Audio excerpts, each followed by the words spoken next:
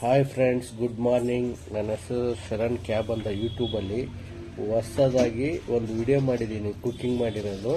ದಯವಿಟ್ಟು ಎಲ್ಲರೂ ಸಬ್ಸ್ಕ್ರೈಬ್ ಮಾಡಿ, ಲೈಕ್ ಕೊಡಿ.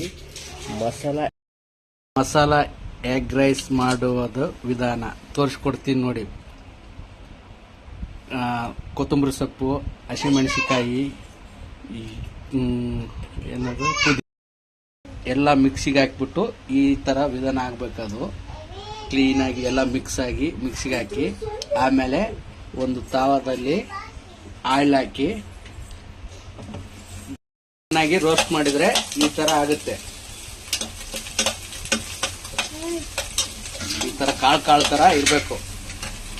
ಆನಂತರ ಒಂದು 5 ನಿಮಿಷ ತಾವದಲ್ಲಿ ಎಣ್ಣೆ ಹಾಕ್ಬಿಟ್ಟು ಆ ಮಿಕ್ಸಿಯಲ್ಲಿ ಹಾಕಿರೋದೆಲ್ಲನೂ, ಜಾರಲ್ಲಿರೋದೆಲ್ಲನೂ ಸೇವ್ ಮಾಡ್ಕೊಂಡು ಇದರಲ್ಲಿ ಹಾಕ್ಬಿಟ್ಟು ಒಂದು 5 ನಿಮಿಷ ಈ ಥರ ಆಯಿಲ್ ಹಾಕ್ಬಿಟ್ಟು ತಿರುಗಿಸ್ತಾ ಇರಬೇಕು.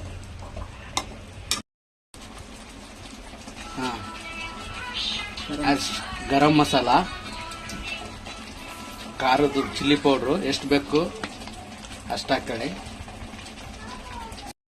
ಕಾಳು ಥರ ಇರೋ ರೈಸ್ನ ಕ್ಲೀನಾಗಿ ಅದಕ್ಕೆ ಹಾಕಿ,